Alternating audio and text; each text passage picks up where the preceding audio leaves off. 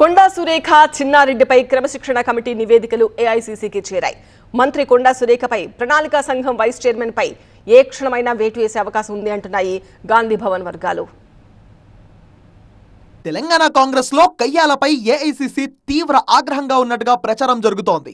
మంత్రి కొండా సురేఖ ప్రణాళికా సంఘం ఉపాధ్యక్షుడు చిన్నారెడ్డిపై వేటు వేసేందుకు ఏఐసీసీ రంగం సిద్ధం చేసినట్టుగా గాంధీ భవన్ వర్గాలు చెప్తున్నాయి. సీఎం రేవంత్ రెడ్డిపై కొండా సుస్మిత వ్యాఖ్యలు, ఆ కమెంట్స్ కొండా సురేఖ వివరణతో పీసీసీ క్రమశిక్షణ కమిటీ రిపోర్ట్ తయారు చేసి ఏఐసీసీకి పంపించింది.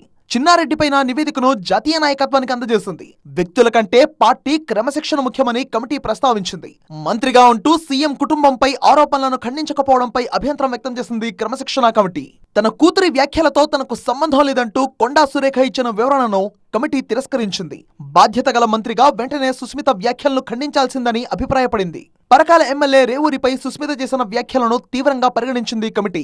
ఎన్నిసార్లు చెప్పినా కొండా సురేఖ మారడం లేదని కమిటీ స్పష్టం చేసింది. పార్టీ టికెట్లు అమ్ముకున్నారన్న చిన్నారెడ్డిపై కూడా చర్యలకు కమిటీ సిఫార్సు చేసింది.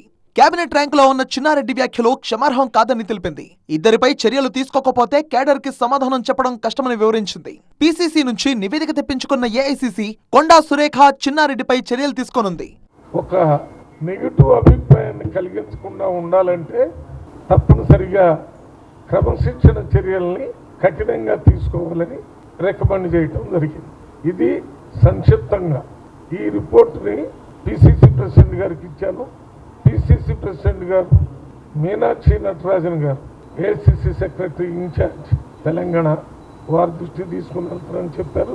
అక్కడి నుంచి ఏఐసిసి ప్రెసిడెంట్ గారికి, అక్కడి నుంచి ఏఐసిసి జనరల్ సెక్రటరీ ఆర్గనైజేషన్ వారికి క్రమశిక్షణ దాటినట్టుగా ఉన్నారని నేను నోటీస్ ఇచ్చాను. దానికి వాళ్ళు రిప్లై ఇచ్చారు. ఆ రిప్లైని స్టడీ చేసి నేను పంపించాను. దాని మీద ఏ రకమైన చర్యలు తీసుకోవాలో హైకమాండ్ నిర్ణయిస్తుంది. కొండా సురేఖ మాజీ ఓఎస్డీ వ్యవహారం పైన ఏఐసీసీ ఫోకస్ పెట్టినట్టుగా తెలుస్తోంది.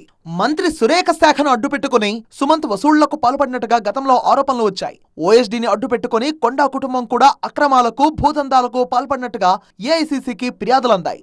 గతంలో డెక్కన్ సిమెంట్స్ కంపెనీని డబ్బుల కోసం బెదిరించారని మాజీ ఓఎస్డీ సుమంత్ పై ఆరోపణలు వచ్చాయి. భూ అనుమతుల కోసం 10 కోట్లు డిమాండ్ చేసి ఓ వ్యాపారిని విచక్షణారహితంగా కొట్టడంపై ఇప్పటికే జూబ్లీహిల్స్ పిఎస్ లో సుమంత్ పై కేసు నమోదైంది.